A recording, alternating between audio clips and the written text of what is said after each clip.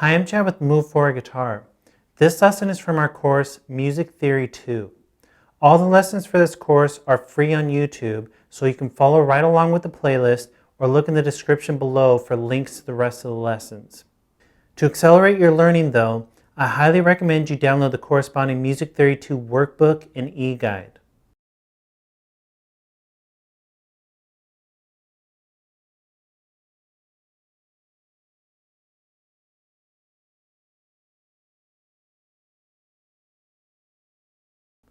To learn more about the workbook and eGuide, click the link on the screen or look in the description below. Welcome to Music Theory 2, Lesson 13.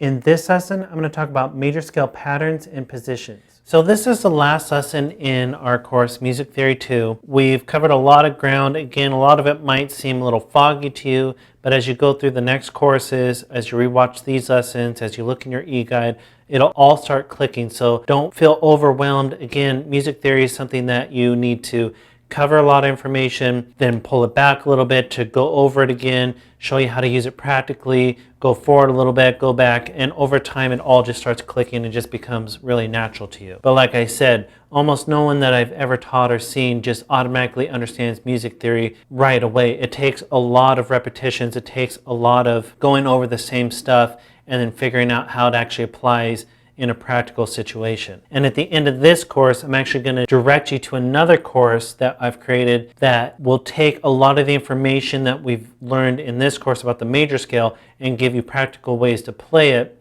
so that you can combine the two. You have the theoretical side and then you're going to start to learn how to play the major scale and really master it. So you not only be able to understand the major scale, but you'll be able to play it really well and use it in musical situations.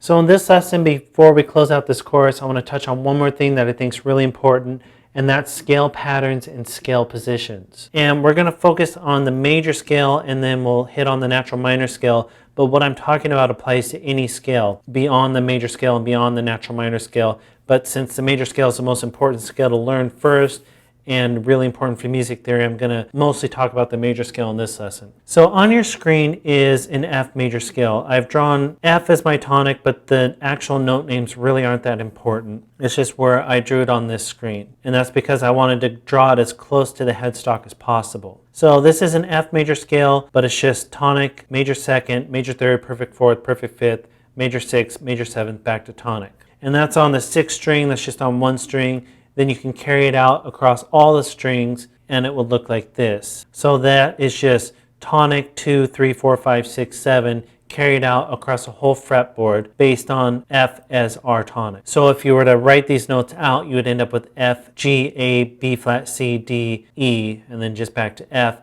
And those would be the only notes written on this fretboard, but it would also include all of the Fs, all of the Gs, all the As, and so on. So if you've never looked at scale patterns before, it might be confusing to understand, well, how do you play a major scale? Because when you look at it written on your whole fretboard, it can be really daunting. And the way you play a major scale is to break it up into what are called patterns. And a pattern is just the way to play the scale in order and play it across your whole fretboard if you want. So for example, if I wanted to play an F major scale starting with the first pattern, meaning I'm starting on the lowest F I have, which would be right here, I would need to play it some way in order. So tonic, 2, 3, 4, 5, 6, 7, back to tonic. I could play it on one string and I'd have an F major scale, but a lot of times you're going to play it more vertically mixed with horizontally.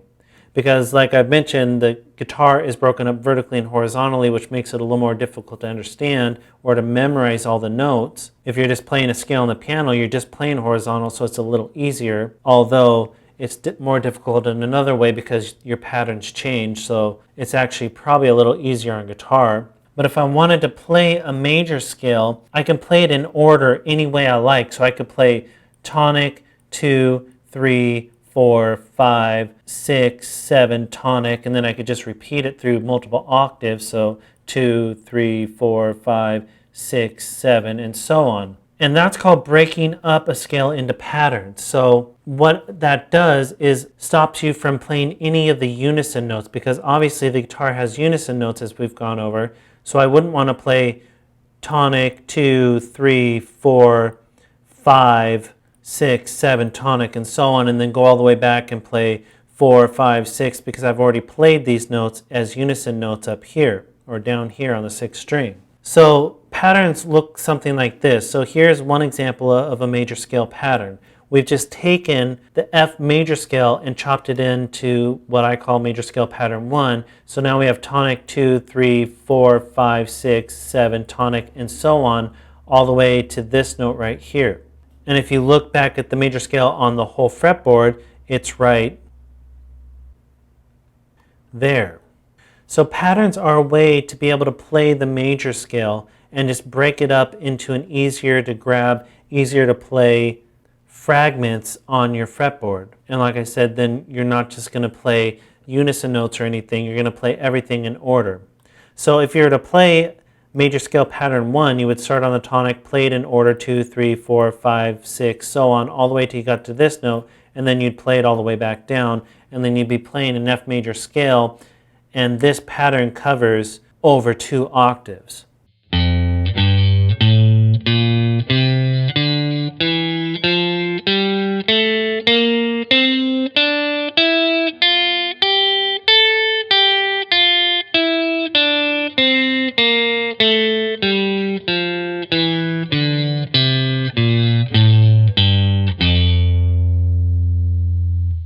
And then you could just keep breaking up that major scale into different patterns. So pattern 2 would look like this.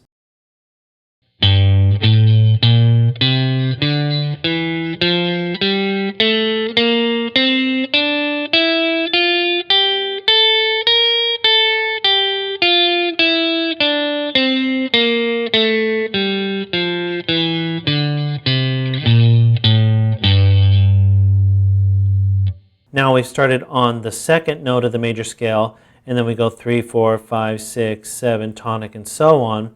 And now we have another pattern that we can play the major scale up and down the fretboard going vertically. So if we look back at the major scale on the whole fretboard, that pattern is right here. You can just see we've broken it out of the whole major scale up and down the fretboard so that we have easier to grab patterns. So pattern 1 and pattern 2 actually share a lot of the same notes. And what this does, it just allows you to play your major scale up and down your fretboard. So pattern 3 looks like this.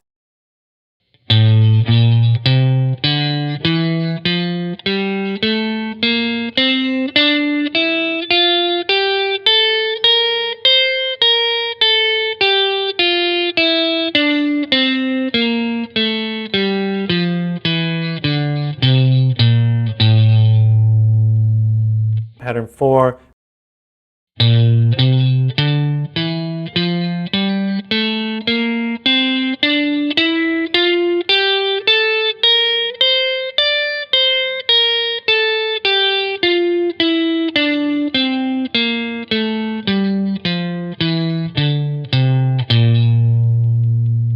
Pattern 5.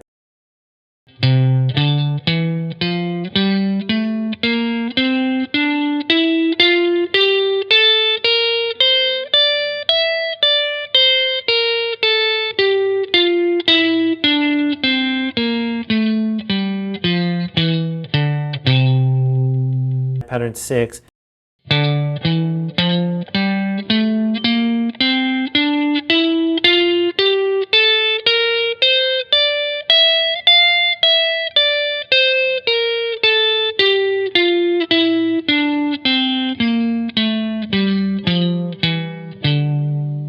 Pattern 7.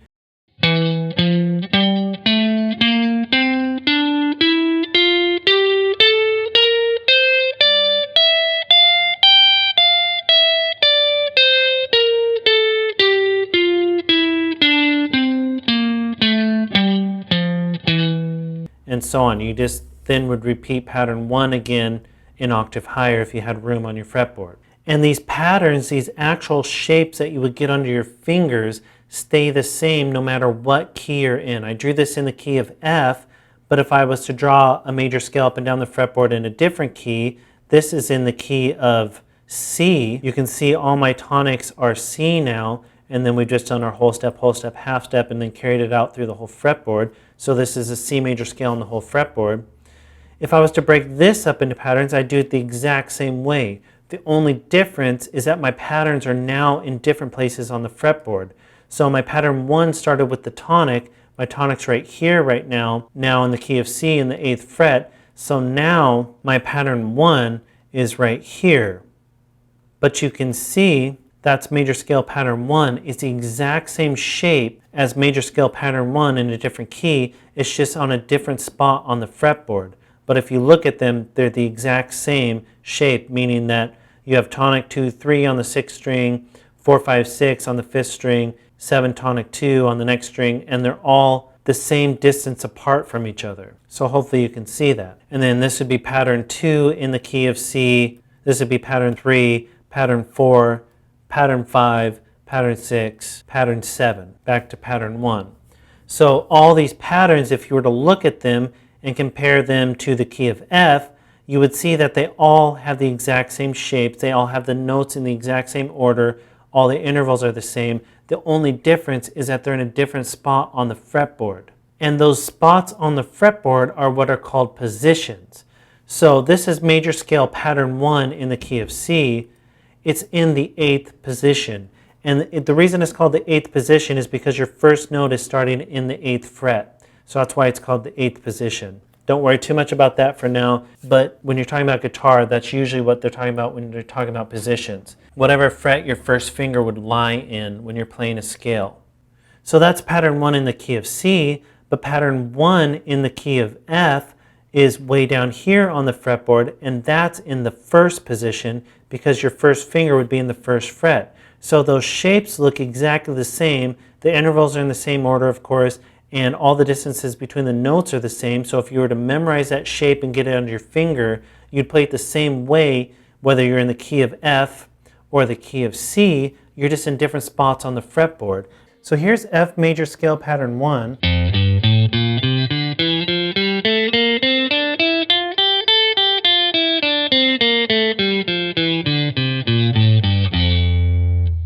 And here's C major scale pattern 1.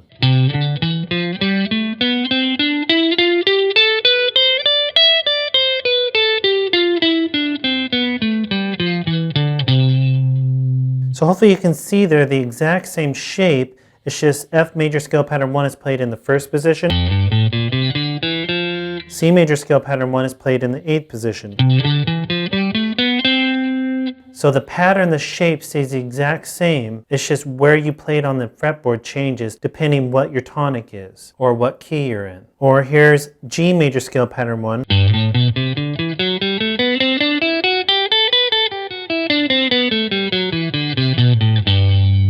Here's A major scale pattern 1.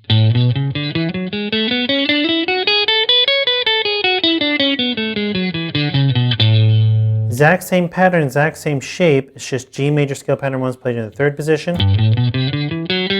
A major scale pattern 1 is played in the 5th position. And hopefully you can also hear that they all have the same sound quality because all the intervals are staying the same. You're just playing them with different notes, which changes the notes and the pitches, but the actual intervals stay the same, so you're still keeping the same sound quality. That's F major, A major,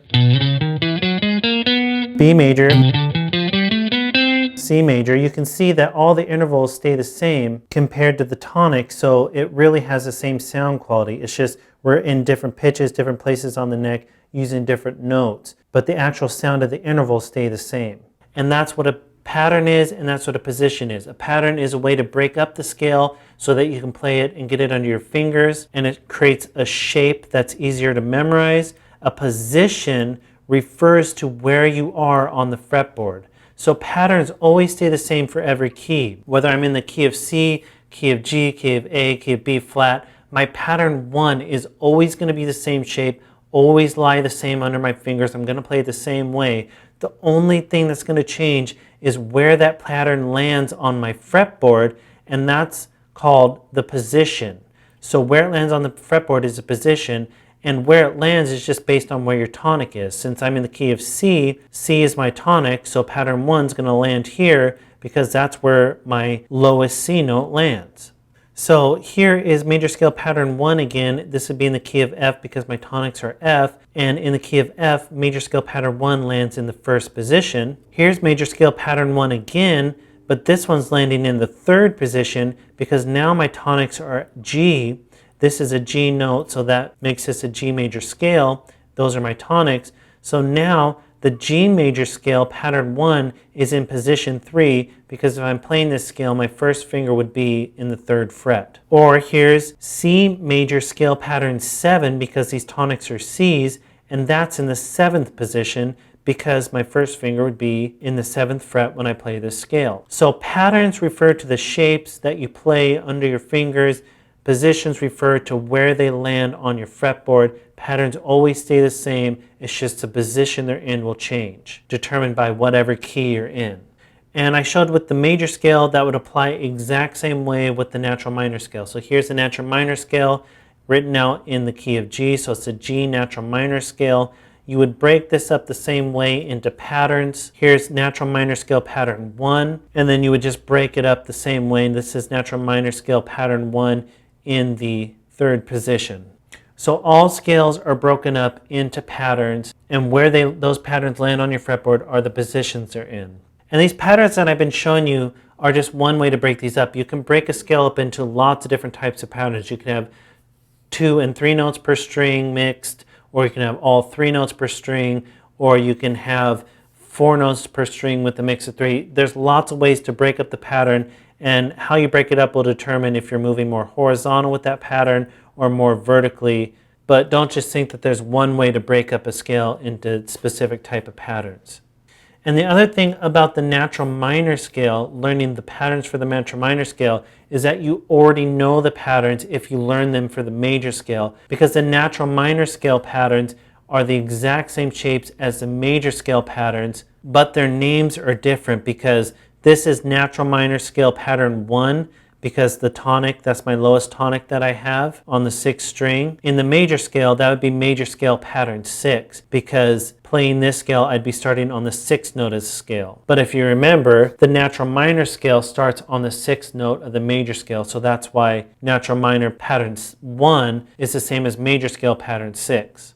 So if we were to take all the interval names out or any note names and just have black dots representing the notes, this could either be major scale pattern, this should say 6, so major scale pattern 6, but it could also be natural minor scale pattern 1. It would just depend which note was your tonic.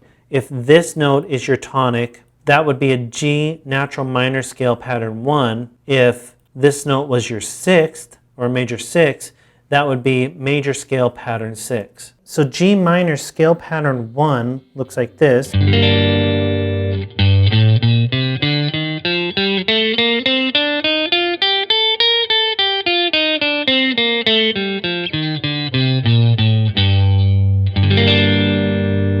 And B flat major scale pattern 6 looks like this.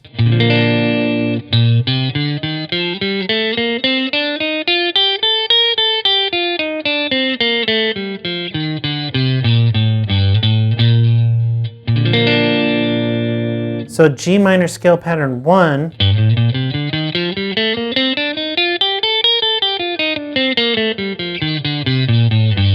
is the exact same as B flat major scale pattern 6,